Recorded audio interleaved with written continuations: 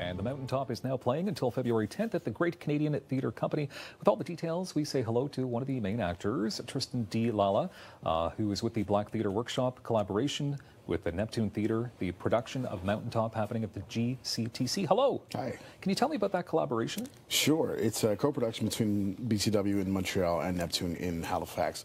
We first did the production in Montreal in 2017 in the fall.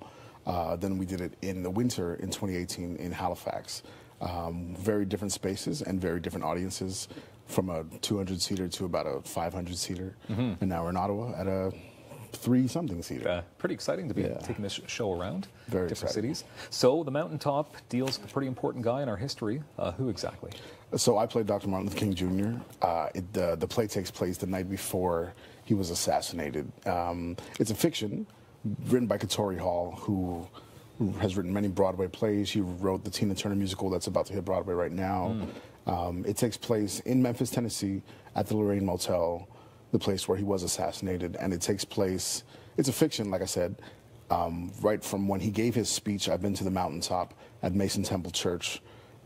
And it happens between what might have happened between that speech and the next day when he was met with a bullet on the balcony. Before we get to a clip of it, I want to ask you, was it a challenge to play this person in our history? Absolutely. Tons of research and tons of listening and watching, and listening to his voice and his mannerisms has gone into prepping for this role. But, you know, this play gets to explore who his private side might have been instead of his public side. Because we know him as a great preacher and speaker, but privately, how was he with his kids? How was he with his wife?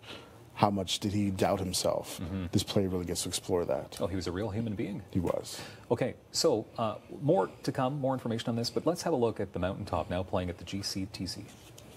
Need anything else before I go? Actually, if you got a cigarette. Cigarettes and coffee.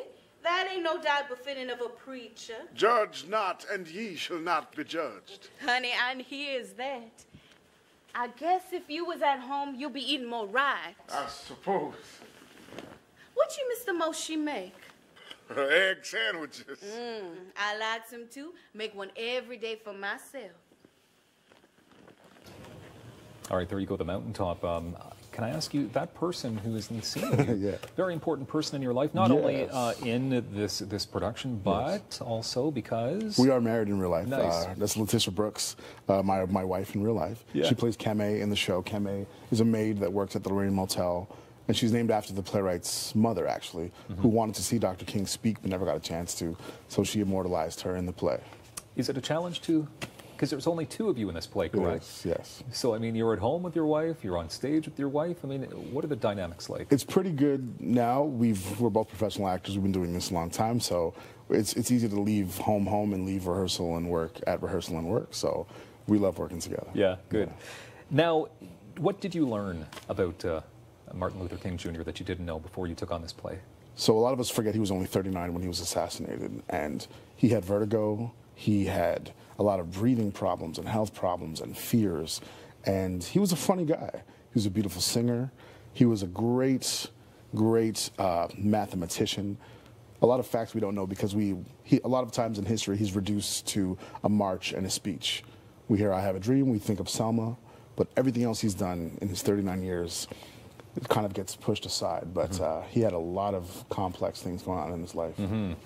Now, the response, obviously there's got to be a very powerful response to this. You have toured it around, but here in Ottawa, how are people accepting the role? It's been great. Every night has been filled, and the audiences keep getting bigger and bigger, so you know, we welcome everybody.